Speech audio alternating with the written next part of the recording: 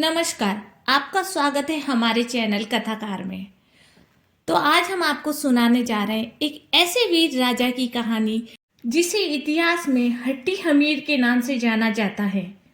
वह जो बात एक बार तय कर लेते थे उसे पूरा करके ही मानते थे, फिर चाहे उसकी कीमत कुछ भी हो, कितनी भी हानि की उन्हें उठानी पड़े, वह कार्य पूर्ण करके ही रहते थे।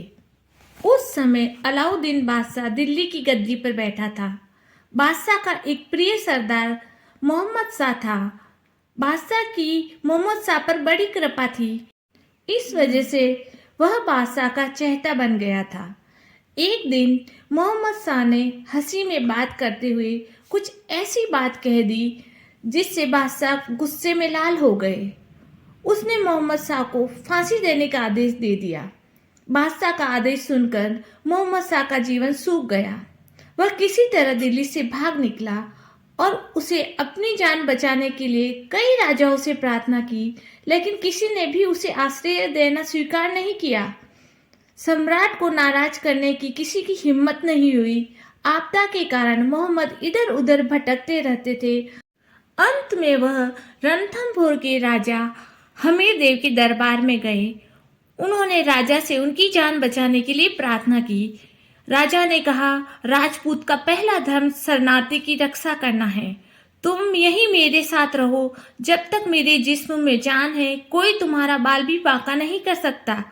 मोहम्मद शाह रणथंभौर में रहने लगे।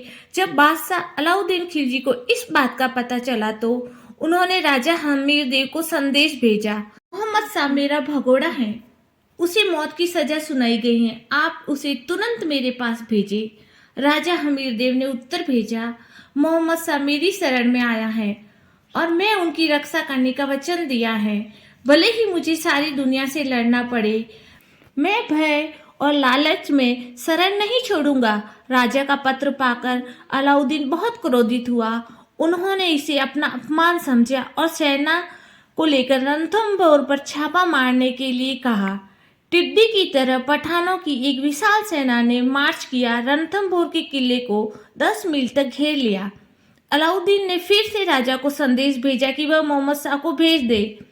बादशाह समझ गया था कि राजा हमीर देव बादशाह की विशाल सेना देखकर डर जाएगा, लेकिन राजा हमीर ने स्पष्ट कर दिया कि वह किसी तरह से शरण नहीं छोड़ेगा।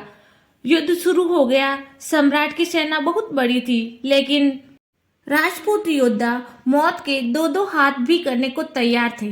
महीनों तक भयंकर युद्ध चलता रहा। दोनों पक्षों के हजारों वीर मारे गए। अंत एक दिन मोहम्मद शाह ने स्वयं राजा हमीर देव से कहा, महाराज, आपने मेरी वजह से बहुत कुछ सहा है। मैं अब आपके नायकों का विनाश नहीं देख सकता। मुझे राजा के पास जाना चाहिए। राजा हमीर देव ने कहा, मोहम्मद शाह, ऐसी बात दोबारा मत कहना। जब तक मेरे शरीर में जान है तुम यहाँ से बादशाह के पास नहीं जा सकते। राजपूत का कर्तव्य है शरण की रक्षा करना। मैं प्राण देकर भी अपना कर्तव्य निभाऊंगा। जैसे जैसे समय बीतता गया, राजपूत सेना के सैनिक कम होते गए। रणथंभौर किले में खाने पीने का सामान कम होने लगा। दूसरी ओर दिल्ली से आने के बाद अलाउद्दीन की सेना में कई टुकड़ियां बढ़ती रही। अंत में रणथंभौर किले में सभी खाद्य पदार्थ समाप्त हो गए। राजा हमीर देव ने जौहर व्रत का पालन करने का फैसला किया। राजपूत महिलाएं जलती हुई चिता में कूद गई और भगवा वस्त्र पहनकर सभी राजपूत किले के द्वार खोलकर चले गए।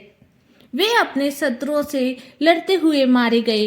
मोहम्मद शाह भी राजा हमीर के साथ युद्ध के मैदान में गए और युद्ध में मारे गए। जब विजयी सम्राट अलाउद्दीन रणथंभौर किले में पहुंचा तो उसे जलती हुई चिताओं की राख और अंगारे ही मिले। शरणार्थी की रक्षा के लिए अपने प्राणों की आहुति देने वाले वीर महापुरुष विश्व में भारत की इस पावन धरा पर जन्मे। आपको हमारी वीर हमीर देव की कहानी कैसी लगी? अगर आपको हमारी ये कहानी अच्छी लगी हो तो प्लीज़ हमारे चैनल को लाइक, शेयर एंड सब्सक्राइब कीजिए। Thank you.